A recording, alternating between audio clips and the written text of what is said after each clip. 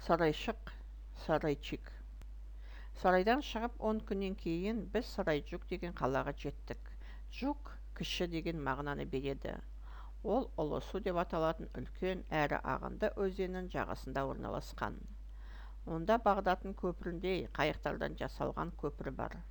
Осы қалада біздің аттылы арбалы сапарымыз аяқталды.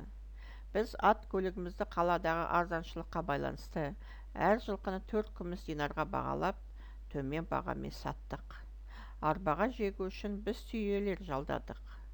Бұл қалада түркіден шыққан құрметті тақуа діндар кісінің тұрар жайы бар. Оның аты Ата. Ол бізді қонақ қылды, әрі батасын берді. Бізді тағы да осы қаланың аты жөні мен есімде қалмаған бір қазысы қонаққа шақырды. Біз осы арадан Хорезмге дейін 30 күн жүрдік. Ибн Батутта, Жихан кезу. Через 10 дней после отъезда из Сара мы прибыли в город Сарайджук. Джук значит маленький. Они таким образом хотели выразить, что это Сара малый. Город этот расположен на берегу полноводной крупной реки, называемой Улусу, значение чего великая вода. Через нее переброшен мост из лодок, такой же, как в Багдаде. В этом городе наше путешествие на лошадях, тянувших арбы, закончилось. Так мы продали их по 4 динара за лошадь, и меньше этого, ввиду их слабости и дешевизны в этом городе, и наняли верблюдов, чтобы тянуть арбы. В этом городе находится жилище праведного старца из тюрков, которого называют Ата, что значит отец. Он угостил нас и благословил. Принимал нас также кади этого города, имени которого я уже не помню.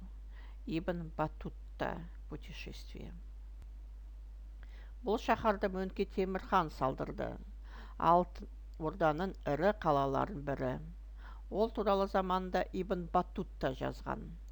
Сарайшықтағы Бағдатпен салыстырған. Соған қарағанда ғажап шаһар болса керек. 14 ғасырдың сонында Сарайшықта ақсақ темір қиратты. Кейін қайта гүлденіп, 15 ғасырдың ортасынан бастап Ногайской Ордасының, соңыра Қазақ хандығының астанасы болды. Қазіргі орны Атыраудың солтүстікке қарай 50 шақырымдай жерде. Абу Абдуллах Мухаммад ибн Абдуллах ат-Танжи, более известен как Ибн Батутта, 25 февраля 1304, Танжир, 1377, арабский путешественник и странствующий купец, объехавший все страны исламского мира, от Булгара до Бомбасы, от Тибукту до Китая. За свою жизнь Ибн Батутта преодолел более чем 73 тысячи миль, 117 500 километров, и посетил эквивалент 44 современных стран.